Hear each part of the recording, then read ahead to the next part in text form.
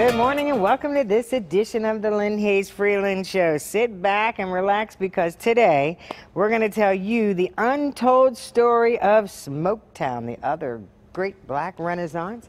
That's the name of the book. The author is here, Mark Whitaker. Welcome. Thanks so much for having me. So first of all, your book is getting a big buzz, I think because the rest of the world didn't know that much about Pittsburgh history. Well, you know, it's interesting. I mean, I didn't know a lot of the stuff that I write about in my book, even though my dad grew up in Pittsburgh and I used to come here as a kid to visit my grandparents. My grandparents were undertakers, and they had moved after they tore down the lower hill where the last Whitaker Funeral Home was. My grandmother had moved over to Beltsuver, and I used to visit her every year. But it was only when I was researching a book, my first book, about my family and my roots, and I was doing research on my dad's upbringing in Pittsburgh in the 30s and the 40s and the 50s, I discovered that there was all this other rich history, and that ultimately what it added up to was a community that, even though it was a fraction the size of Harlem, the black community in Harlem or Chicago or you know, half a dozen other cities, arguably had as much influence as any black community in America during that time. The Pittsburgh Courier was the largest black newspaper. It had, in the 30s, the two dominant Negro League baseball teams, the Grays and the Crawfords. The sports writer who crusaded for baseball integration, Wendell Smith, and then introduced Jackie Robinson to Branch Rickey.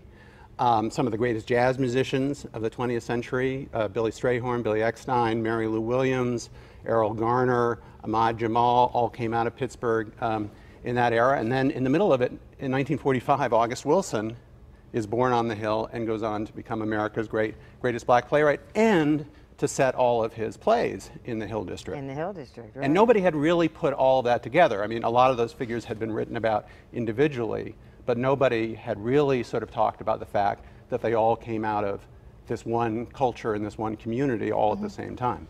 And that's kind of interesting because when you name all of these different entities coming together in this one spot, and so at what point did you put that together? Because I think that everybody knows all those individual stories, but never collectively looked at what this region, this city, has done to contribute to our history across the country.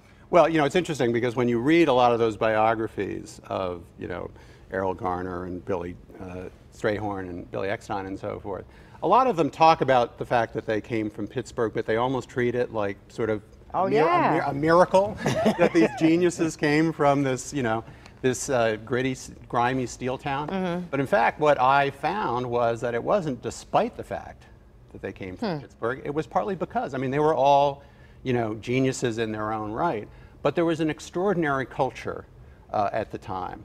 And a lot of it had to do with where black folks came from during the Great Migration. A lot of particularly in the first waves of the Great Migration, a lot of black folks who came from Pittsburgh came from the northern and eastern parts of the Old South. Okay. Right? So if they had been slaves or their parents had been slaves, they were probably more likely to have been house slaves than field hands. Okay. So they arrived knowing how to read, playing instruments, reading music. There were all black classical orchestras in Pittsburgh at the turn of the century.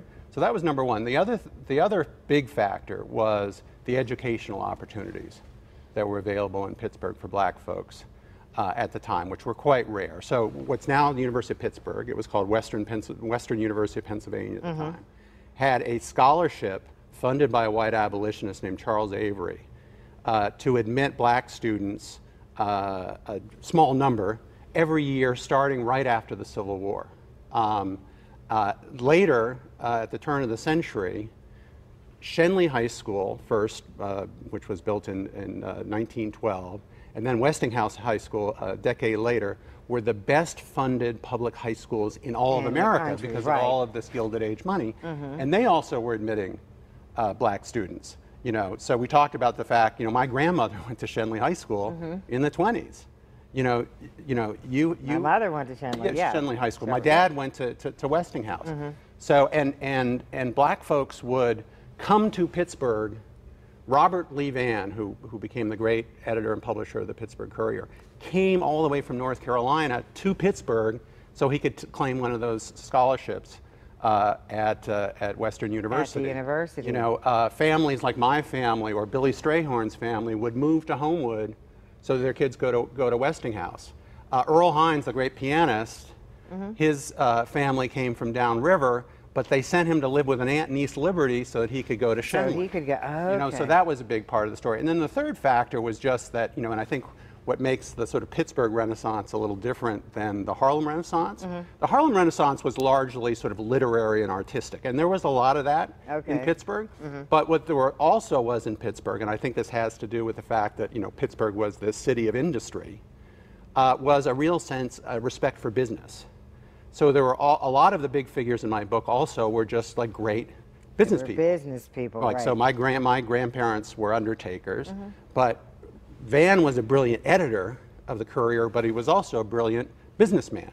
You know, Gus Greenlee, who was the you know, the top racketeer and numbers runner in Pittsburgh in this era, was also investing in nightclubs, the Crawford Grill. He bought the Pittsburgh Crawfords and turned them into a great baseball team. So there was this real respect for black folks who wanted to be businessmen as well.